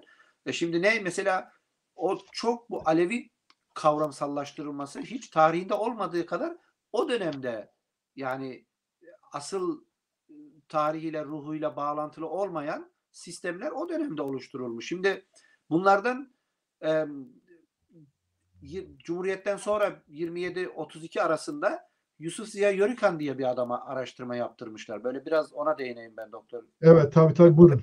Yusuf Ziya Yörükan Anadolu'da Aleviler ve Tahtacılar diye bu araştırmalarda bir kitap yazmış. Tabii bu Türk Yurdu dergilerinde, Türk Ocakları, işte halk evleri, o dönem artık halk evleri olmuş. Bunları gittiği yerlerde konuşma, seminerlerini, panellerini verme, eğitimlerini verme, işte alan çalışmalarını yapma. Dönem dönem yaptırıyorlar. Bak 1913'te işte şeyden başlayan, Ziya Gökalp'tan başlayan, sonra 20'lere doğru bazı Saidlere, Doktor Firişlere doğru gelen, ondan sonra Fuat Köprülülere doğru gelen 30'larda filan. Sonra tam bu dönemde de işte sonra biliyorsun bu Tevfik Oytan'ın Bektaşi'nin ilk yüzü. Şimdi zaten Alevi Bektaşi sözlüğü filan çıkarıyorlar. Yeni dönem biraz önce değindin. Sonlara doğru bir şeyler söylemen isterim uygun olursa. Mesela İrana Melikov ve onun işte Ahmet Yaşar Ocak. onlar 70'li yıllarda değil mi bunlar? 70'li yıllarda yazmışlar ve o teoriyi güncelleştirme, yani Kızılbaş Alevilere, Kürt Alevileri daha iyi teori aynı. Şamanizmden geldi. Türk ve Türki kökenlidir, Türkük kökenlidir diye Bektaşiliğe, işte bu yine Şeyh Bedrettin, yine Yunus Emre, yine Mevlana ve benzerleri, yine Hacı Bektaş, bu ezber Alevi kavramlarını, ezber diyorum çünkü referansları yok bizde. Bizim pirlerde, ocaklarda, mürşitlerde, Kürdistan'ın ortasında gelen ki Serencemname'de çok net anlatılan, ortasında gelen Zerdüştü Mani Mitralardan gelen ezdan ki kendileri kavram olarak da kullanıyorlar. Mesela o Yusuf Ziya Örükan biraz anlatacağım şimdi izin verirsen 3-5 dakika. O Sadece bir şey, evet. evet. Sadece unutmamak için bir şey söyleyeyim. Mesela o vatandaş işte sanıyorum biraz da benim kitabımla ilgili kendi kulağına bir şeyler gitmiş. Tarihsel arka planıyla Alevilik konusunda Evet, işte evet. Orta Doğu Kürtlerin Gitmiş önemi değil, falan görmüştür onlar. Onlar ne yaptığını biliyor, görmüştür. sen merak etme. Diyor, cevaben diyor ki Türklerin tengrisi de var. Ya bugüne kadar Allah için hangi Alevi deyişlerinde Tengri isminin geçtiğini duymuş. İşte Ya bak o şahıs zaten Kürt ya bu konuda çok yani evet, Kürtlük yani hak var, huda var, bilmem ne var, Kürtçe ve İrani, Farsça Yezd var, ya Yazdan da var. bütün terimler var. Ama Tengri yok. Yani Tengri'nin ne olduğunu Türklerin kendisi dahi bilmiyor. Yani sistemli bir dini şeyi yok, özelliği yok.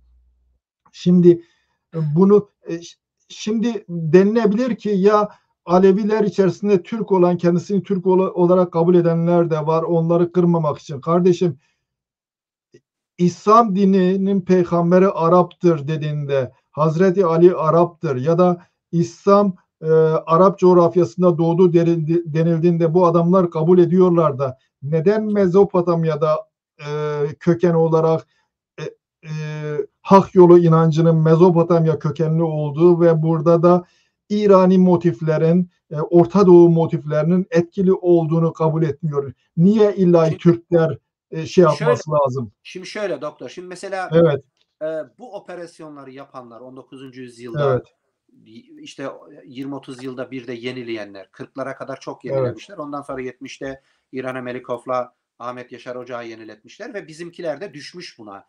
Yani sözde soldan söylemlerle Aleviliği de yok ederek, Kızılbaşlı'yı da yok ederek. Bunlar zaten asıl amaçları Araplardan uzaklaştırma, İslam'dan da uzaklaştırma, bir Türklük oluşturma. O Yusuf Akçura,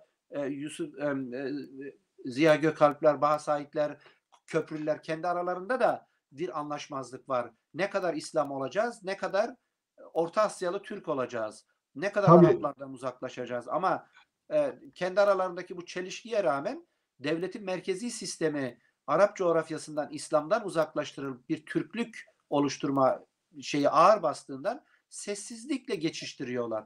Şu andaki bu sözde solcular, işte senin o bahsettiğin şahıs da öyle. Sözde solcular yani bunlar yanlış çevirinin solcular. Onu da biliyoruz değil mi? Sosyalist düşüncenin yanlış çevirinin, Kemalist çevirilerinin, o köprülerini yaptırdığı. O yanlış çevirilerinin Marksistleri, orijinal çeviri Marksisti de değil bunlar. O da manipülasyon neyse. Tengri lafı zaten biliniyor. 80'lerde kullanılmaya başladı. Bu Kürtlerin başına bela olan Yalçın Küçükler filan. Tengri 19. yüzyıldan önce Tengri diye bir kavram yok. Türkler kullanmamış. Osmanlı Türkleri küçük görüyor. Mevlana Türkleri, biz Türkleri küçük gördüğümüzden demiyorum ben. Küçük görüyor. Tengri lafı zaten Türkçe'de ve bu Alevi felsefesinin içine sonradan bu yine İttihat Terakki operasyonlarıyla işte 70'li yıllarda İrene Melikov'la Ahmet Yaşar Ocak solun en çok dört elle sarıldığı Şeyh Bedrettinler, Hayyamlar, Yunus Emre'ler filan. Bu operasyonlar devam ediyor. İşte onu söyledik işte bu Bektaşiliğin 300'ü kitabında Tevfik Oytan'ın tamamen o yani ne olduğu belli olmayan bir Bektaşi şeyleri sistemi oluşturması. Ortak yanları İslamlaştırma, Türkleştirme, Bektaşileştirme, Kızılbaş ruhundan, tarihi köklerinden ki son dönemde biliyorsun bu Lüvumuvi hikayeleri filan da orada çıktı. 1930'da bu önemli. Bunu biraz değinmek istiyorum. Yusuf Ziya evet, Yörükan'a Anadolu'da Aleviler ve Tahtıcılar kitabı. Ötüken Yayınları. Yeni yayında Ötüken evet, yapmış. Kimin yayın evi olduğu da biliniyor zaten. 1927 ile 32 arasında bu Türkiye kısmında, batıda, işte diyelim Balıkesir, Bursa, Eskişehir, sanırım Ankara'nın kuzeybatı filan o yörelerde tahtacıları ve çeplileri araştırmış bu. Buna o görevi vermişler. Atatürk'ün özel isteği üzerine bunun 2 kitabı var. Tabii biraz da böyle herhalde merkezi destekle. Atatürk demiş ki, kitapların ismini de söylemiş, şöyle yazın. Birisi Müslümanlıktan evvel Türk dinleri, bak işte Şaman Aleviliği oraya bağlayacak, Kızılbaşlığı bitirip Bektaşilikle şunla bunla. Bir de Müslümanlıktan sonra Türk mezhepleri. Yine konu Alevilik. 2 kitap ve bunlara yazdırıyorlar bu kitabı. Şimdi bunu Alevilerin, Kızılbaşların içine şu anda Yörükler dediğimiz ve tahtacılar dediğimiz ve bizim merkezi Alevilerin devletin de isteği üzerine dışladığı kesim müthiş Kızılbaşlar. Yani Dersim kültürü gibi bir şey bunlar. O yıllardaki büyük bir manipülasyonla bunları merkez Türklüğe çekiyorlar ama ruhları devam ediyor. Bir ara seninle konuşmuştuk bu. Evet, tahtacılar yani Türkler Sivas'ta gelmeden önce var olan topluluğa aitler onlar. sen diyordun ya, Evet. bence de Kürttür bunlar. Sen diyordun ya, bu Sivas'ta işte Koçgiri'de Türk köylerine gittiği zaman bir kadın ya da birileri Türk'le karşılaştığı zaman gelip işte tekrar bir dara durması lazım filan, öyle şey. Öyle şeyler yaparlarmış o yıllarda. Yani Ama ben Türklerle bilmiyorum onu. Ben onu karşılaştığında. söylemedim. Bilmiyorum. Yok, Evet. böyle bir konuşma olmuştu. Öyle Orada yani mi? Türklerle karşılaştığında sen işte biraz ne derler, işte ruhunda bir zayıflık olduğu bir dedenin karşısına çık filan. Tam hatırlamıyorum da öyle şeyler. Ha, Öyle şey ben yaparlarmış. Bu kitapta var. Neyse, sen söylemediysen Atatürk'ün evet. adamı Yörükan söylüyor o zaman. Evet. Şey için, Balıkesir'dekiler için. Mesela orada diyor ki bir Gülbanklar'da okunan destanda bir cümle. Çok uzun da cümleyi söyleyeceğim. Dana isen Fehmet sırrı Yezdan'ı. Bak, Yezdan kelimesi geçiyor orada. Sırrı Yezdan, evet. Yani o şeyler hikaye, yok Tengri'dir, yok bilmem Bektaşiliktir, şudur budur filan. Asıl merkezinde gelen bir Kürt Aleviliği. Böyle Zerdüştlükten, o köklerden ya da o tarihsel köklerden, Manilerden, Mitralardan gelen. Bu vatandaşı araştırma yapabilmesi için demişler ki Aleviler, Kızılbaşlar bir sır topluluğudur. Hatta öyle diyor ki bir yerde, diyor, kendi aralarında anlaşabilecekleri 20-30, tabii biraz mitolojidir bunlar. Anlaşabilecekleri 25-30 özel kelimeleri vardı. Öyle bir sır topluluğudur. İçine giremezsin bunların. Ee, Dar didarları var, mahkemelere gitmezler. Sakal bıyık bırakırlar, birbirini öyle tanırlar. Çok üstün ahlaklıdırlar. Anane ve itikatlarına çok bağlıdırlar. Bizim Türklerde böyledir. Malumat vermezler dışarıya. Böyle konuşuyor. Ve bunu göndermeden önce vali kaymakama, buna biraz, bu öğrenmiş biraz dedelik, pirlik filan, kavramsal, o çok önemli. Onun için anlatıyorum. Evet. Sırdır içeriye almama. Gitmişler oradaki cemevlerine, işte dedelere, pirlere, demişler ki çok büyük bir dede geliyor. İşte biraz da anlatmışlar Yusuf Ziya Yörükan'ı. Bu kendisi söylüyor bunu.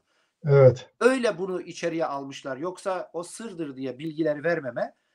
Gençlerden bir tanesiyle konuşurken, bu kitabında var yani, Ötüken Yayınları'nda yayınlanmış Yusuf Ziya Yörükan'ın Anadolu'da Aleviler ve Tahtacılar 27-32. Diyor, gencin bir tanesi bana dedi ki, beyefendi biz burada azız. Yoksa biz çok kalabalığız. Dersim taraflarında ora hep bizdendir, demiş genç, Balıkesir'de. Yıl 1927. Diyor ki bu sözleri şuursuzca söyledi. Yani çok bildiği bir şey değil. Çünkü asıl Evet. niyeti o değil mi? Asıl niyeti bunlar Evet. Türktür, işte Bektaşiliğe bağlayacaklar filan. Şimdi e, çok başka ilginç bir bilgi veriyor. Abdal tezkeresi alırlardı bunlar, diyor. Abdal, yani o zaman Çingene filan gibi bir durum var ya. İran vatandaşı olduklarına dair pasaport taşırlarmış o dönemde. Bu da diyor ki gerekçeleri askere gitmemek için yapıyorlar. Oysa bunun biraz daha araştırılması lazım. Biz aptalız derlermiş, İran pasaportu taşırlarmış Aha. tahtacılar. İran. Ama o da Ya anlatıyor. O genç evet. Dersimliyiz, Dersim'de çokuz diyene şuursuzca dediği gibi bunlara da diyor askere gitmemek için. Diyor ki Naldöken'deki ocaklarda her evde bir ateş tapınağı gibi var. Dedeler yakar bunu. Kutsal ocaklardır. Sürekli yanar. Dedeler geldiğinde yakar. ocağa niyaz ederler, su ile söndürmezler. Aynı Balıkesir, bizimkisi gibi. ya Aynı ne bizimkisi diyorum gibi. bak işte bak Balıkesir, Bursa, Kuzeybatı, Ankara ve Eskişehir'den bahsediyoruz. Alevi olmayanlara karabaş derler diyor doktor. Evet. Alevi olmayan, kızılbaş olmayanlara karabaş derler diyor. İşte biraz önceki şeyin Dur bir saniye bitireyim bunu. evet. Bir iki cümle var. Diyor Alevilerde Ya Rab, aman ya da Ya Allah duaları yoktur diyor. Ya Rab, aman, Ya Allah duaları yoktur. Dileklerini pirden, erenlerden, evliyalardan isterler. Bu Türkçü, böyle faşist düşünce, ırkçı düşünceye yakın bir adamdır bunu yazan. Malatya, Erzincan bölgelerinden bahsederlerken diyor, Türk olduğu halde biz Kürdüz derler bunlar diyor. Türk kelimesi diyor bunlarda Sünni anlamına gelir diyor. Aynı kitapta. Evet. Kürt demek Alevi demektir diyor. Bunlar öyle düşünüyor diyor. Bunları diyor dönüştürmek lazım bunların bu düşüncesini. Alevi kavramı Kürtçe ile özdeşleşmiş diyor bunlarda. Yani Maraş, Malatya, Sivas için. Adeta Alevi Kürtçe konuşmadıkça Alevi sayılmazmış bunlara göre diyor. Yani Evet. bu bizim Maraş, Malatya, Sivas dersim. Şimdi geldiğimiz nokta neresi? Yani bütün bu araştırmaları yapıp bu operasyonları bu gerçeklikleri gördüklerinde bu operasyonları yapmaya başlıyorlar doktor. Ve Peki. geldikleri yerde başardıkları şey en son işte İrene Melikovlarla, Ahmet Yaşar Ocaklar'la yaptıkları işte yok Luvilerdir, yok şunlardır, bunlardır filan. Yani velhasıl uzun şeyin kısası Evet. kabaca bu manipülasyonun bu yıllarda yapıldığı, 40'lara kadar sürdüğü, bizim dilimizden buradan geldiği, bundan geriye doğru gidip ana kaynaklarımıza dönmemiz gerektiği, bu kavramların hiçbirisinin, bu tarihin hiçbirisinin doğru olmadığı, yeni dönemde de sistemin bu Alevi Bektaşi Ansiklopedisi ne olacaksa oradan da yürütebilecekleri görülüyor. Eğer biz kaynaklarımıza, merkezimize dönmezsek, bu ezber Bektaşilikten, ezber Yunus'tan, ezber şuradan buradan dönmezsek, bizi birbirimize düşürerek, böyle yanlış manipülasyonla, daha da eriyerek, daha da kültürsüzleşerek Alevi kültürünü yok ederek sürdürmek istiyorlar. Buyur. Evet.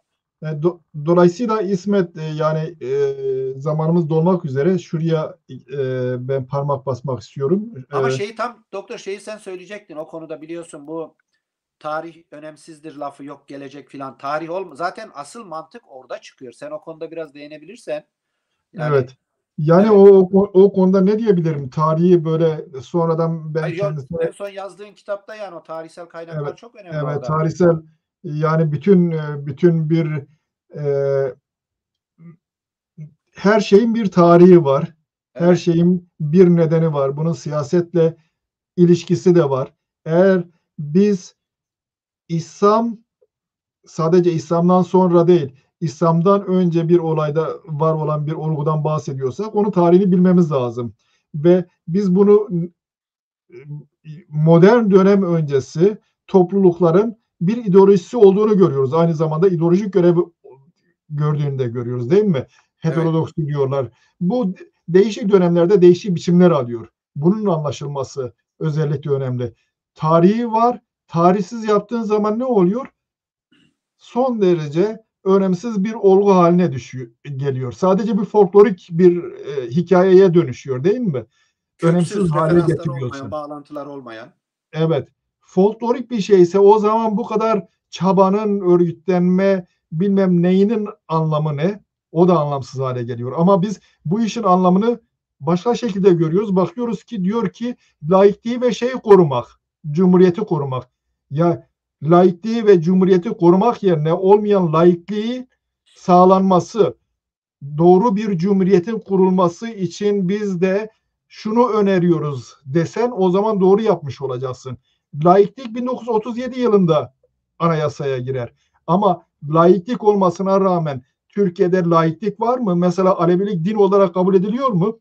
Kabul Yok. edilmiyor. Devlet kabul etmiyor. Bunlar da din değildir diyor değil mi? Evet. Din değilse ne?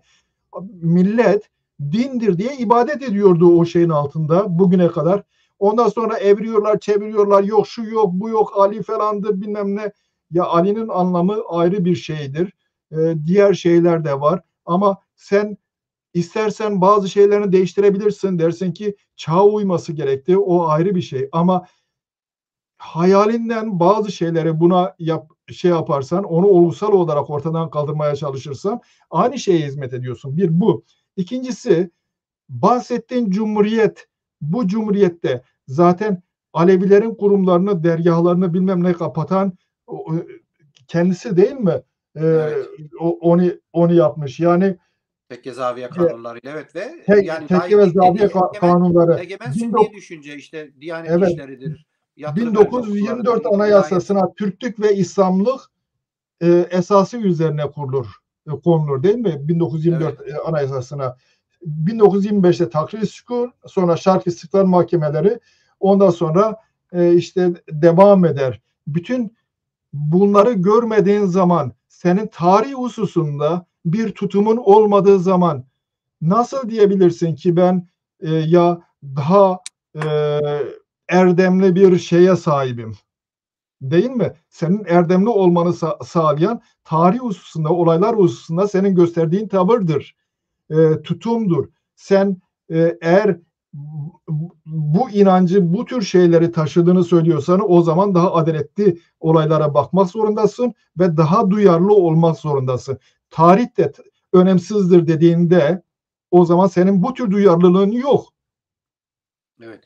Ve dolayısıyla bu yönetici olanlar yani ne işe yarar? Neden bu tür şeylere önem verirler? Bu işleri bilen insanlar varken, doğru düzgün bazı şeyleri organize etmek varken neden böyle sıradan, böyle son derece avamlaşmış, ben onu söylüyorum. Yani bugün e, şeyde Sünni İslamlık da Abbasiler döneminde eğitimli yüksek e, sınıfın üzerinde belirleyici olduğu tartıştığı bir alan iken şimdi bütün din alanının avamlaştığını görüyoruz yani. Bu kültürel olarak da şeyin son derece bizim sıradanlaştığımız anlamına gelir. Bu sıradanlaşmayı önlemenin en büyük şeyi nedir? Ya bu konuda aydınlara rol vermek. Geçmişte tamam bunu pirler falan yapıyordu. Bugün geride kalmışlar. Biz illa bir kas sistemini devam ettirmeyi de savunacak değiliz. O tür şeylerde de reform yapmak lazım. Nüviskar Kemal Tolan selam göndermiş. Bu ezidilik için de geçerli. Yani bir reform ihtiyacı elbette onlarda da var. Biz Yani orada böyle tabii evet, Ezidilikte tarih sıkıntısı yok. Nereden geldi, nereden evet, gitti diye. evet. Ama Ama söylediğin şeyler mesela ezidiliğin bütün aynı inanç içerisinde, aynı din içerisinde olup da değişik mezhepler ya da değişik fırkalar aynı buradaki gibi kendi ibadet yerlerini açmalılar ve devlet de onların güvenliğini sağlama konusunda onlara garanti vermelidir. Onlara yardımcı olmalıdır. Devlet tarafsız bütün vatandaşlarının mutluluk içerisinde yaşaması, din ve vicdan özgürlüğünü yerine getirebilmesi için tarafsız bir rol oynamalıdır. İşte budur laiklik. Bu yoksa laiklik yoktur. Şimdi bu vatandaşlar neyi savunuyor? Yani hangi laiklikten bahsediyorlar? Ya da çekiniyorlar mı konuşmaya? Ya insan kendi düşüncesini söylemekte çekinir mi? Niye? Ha, Kürtlere takılır. Öyle bir şeyleri var. Bazılarının o tür takıntıları var. Bunu söylediğimiz zaman Kürtlerle ilgili de şey söylemek zorundayız. Zaten bir kısmı, önemli bir kesimi Kürt olmasına rağmen Kürdüm diyememek için bin bir takla atıyor. evet. Evet. E, şeyin başka dolayısıyla bu laiklik meselesini ben sana sormuş olacaktım. Ben kendim açıklamış Yok, oldum. şey anlamda tabii söylediklerine katıldığım için bir şey eklemek istemiyorum. Yani Burada bir resim vardı. Onu tekrar getirebilir miyiz? Ben evet. Bu Koçgil yani vurgunu. tarihsel, kültürel veya hukuki işleyiş olarak laiklik zaten bizim coğrafyada, yani mesela şu anda federatif bir bölge Evet. Bu olmasına kalsın bir. rağmen Evet. Federatif bir Bu bölge olmasına rağmen Güney Kürdistan laikliği orada uyguluyorlar. Devletin dini evet. yok. İlahiyat Evet. fakültesi yok. İmam Hatip okulları yok. Herkes kendine göre bir şey yapmaya çalışıyorsa inanç ya da felsefe, düşünce sistemini. Türkiye'deki laiklik, Diyanet İşleri Başkanlığı, ilahiyat fakülteleri, imam hatipler ve benzerleri tamamen egemen bir inanç. Karşı olduğum için söylemiyorum. Ben Aleviyim. Ben bir Kızılbaşım, hakikatçiyim. Başkalarının yoluna da saygı duyuyorum ama bir egemen düşünceyi sürdürüyorlar ve olmayan bir şeyin misyonunu da biz Kızılbaşlara, Alevilere yüklemelerine karşıyım ben. Yani bizi ilgilendirmiyor bu konu. Bizimle Evet, alakası yok. Ya biz bu cumhuriyetin, laikliğin, ya ne bileyim demokrasinin savunucusu falan değil. Biz bir ideolojinin arka bahçesi değiliz. Aleviler, evet, evet. Kızılbaşlar. Bu konuda da bir yanlış anlaşılma var. Bu öyle düşünmemek lazım. Evet, yani Alevinin siyaseten ilerideki koçbaşı olarak kullanılacak tabii bir tabii. şeye Doktor müsaade etmemek lazım. benim bir teorim var. Alevinin ilericisi gericisi olmaz. Kızılbaşın kızılbaşı olur. Bu altyapıdan hareketle sürekleri güçlendirerek kendisini nasıl tanımlıyorsa öyle tanımlasın Aleviler. Biz kendi aramızdaki diyalogumuzu, tarihimizi, kültürümüzü daha iyi bilerek, bağlantılarımızı daha iyi bilerek bu işte İttihatçılarda, Cumhuriyetlerde, İran Emelikovlarda ya da yeni dönemdeki bu sahte ilişkilerden uzaklaşarak kendi köklerimizle kendi süreklerimizi güçlendirerek Aleviliği bir üst şemsiye yapıp alttaki o sürekler hangileri olursa kendi aramızdaki diyaloğu öyle kurarak götürebiliriz. Yoksa ben herhangi birisinin arka bahçesi olmak istemiyorum. Bu Evet. da son E- sözümüz olsun. Evet. Bunu ben Koçgiri vurgunuyla ilgili hazırlamıştım. Yani görüyorsun Koçgiri vurgunundan Evet, sonra evet, çok e, net, güzel. Yok, iyi, evet, bilgilendirici şeyler bunlar. kitaplar var. Bu kitaplar yeterince açıklayıcı. Bunun dışında da önemli kitaplar var. Mete Tuncay'ın var. Sevan Nişanyan'ın var. Yanlış Cumhuriyet. Yüzyıllık Apartheid son zamanlarda çıktı. Önemli Evet, evet. tartışmalara neden oldu. Ama sanıyorum bu tartışmalarda meselenin özü e, ıskalandı. Öyle bir şey var. Çünkü Tabii bunların bu, hepsini birebir kabul evet, edemeyiz. Yani iyi evet. okuyup kendi Sonra referanslarımızla evet. değerlendirmemiz lazım. Sonra Ayşe Hür'ün kitabı var. Hep öyle. Bu Yani dediğim döneme gibi hep bizim Kürtlerde, özellikle Kürt Alevilerde böyle dışarıda güçlü bir referans arama. Bu yazanlar Ayşe Yürü bilmiyorum Kürt müdür? evet. Onun dışındakilerin hepsi Türk. Bu, Hatta Türk bu sisteminde tür de biraz evet bu konu. tür şeyler var. Yani Yani kendimiz biraz kendi referanslarımızla bunları okuyarak bağlantı kurmamız evet, lazım. ilgi Eğer duyanlar bunu bu edersek ve benzer kaynakları okuyabilir. evet. Ee, İşte ama şöyle kendi referanslarımızla bağlayarak yani Avesta'yı okuyalım, Serencemname'yi okuyalım. O Elbette referansları, tabii canım. Ebu Vefaları Yani bilerek bu dönemle ilgili bu 20'ler sonrası İşte öyle de gelişmelerle bunların ilgili hepsi bak bilmiyorum evet. Ayşe Kürt müdür? Onun dışındakiler hep Türk ve gerektiğinde merkezi de biraz böyle koruyup kollama teorileri de var Yo, bunların. okuyup da tabii bunlar şeydir. Evet. e, Okumak lazım. Ben Yo şimdi okumak lazım. şeyler var tabii. Ben o anlamda demiyorum. Bunların hepsini okumuşuz fakat biraz kendi referanslarımızla bağlantıralım. Direkt Evet, referanslar mutlaka. almayalım. Evet, mutlaka. Şimdi bazı yorumlar var. Arkadaşlar önemli bir kesime selam göndermiş. Hepsine teşekkür ederiz selam gönderdikleri için. Yalnız Harun Coşar arkadaşımın bir yorumu var. Kırım Savaşı'nı kaybeden Osmanlı yeni dönemde gayrimüslimleri orada istemez. 1856'da alınan kararda göçebe Kürt aşiretlerinin iskan edilecek. Bu o dönemde alınan karar.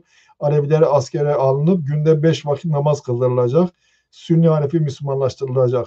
Bu tür Konuştuk. Doğrudur. kararlar. Doğrudur. Evet, evet teşekkür ederiz katkısı Kabaca için. konuştuk. Bende uzun bir liste var yani o 2. Mahmut sonrası olan gelişmelerle ilgili. Belki başka bir şeyde buna değinebiliriz yani. Teşekkür ederim. Evet benim söyleyeceklerim bu kadar. İsmet, herhangi bir şey eklemek ister misin? Yok kabaca budur. Yani bu manipülasyonlara dikkat ederek yeni bir Kızılbaş Kürt Alevi kültürü oluşturmamız gerekir. Onun için programı da ondan Evet, yaptık dedik. evet, İddiaçıların bu manipülasyon hareketlerine dikkat etmek gerekir. evet. Yani Kürt Alevilerin özgürlük alanının bu Alevi kuruluşları tarafından kısıtlanması demek devletin şeylerinin politikalarının bir parçası haline gelmek demektir. Ya da Aynen. Aynen. Türk İslam yerine Türk Alevi politikasının bir parçası haline gelmek demektir. Bu konuda duyarlı olacaklarını umuyoruz. Evet. Programa katıldığın için teşekkür ederim. Sen de sağ ol doktor. Ayrıca bizi izleyenlere bu vesileyle tekrar teşekkür ederim. İyi hafta sonları Saygılar. İyi dilerim. haftalar. Disan Nevroza ve Pirozbi. Biminin bihir haşiye. İsmet, dixazi terk etme istersen. Tamam. İyi akşamlar.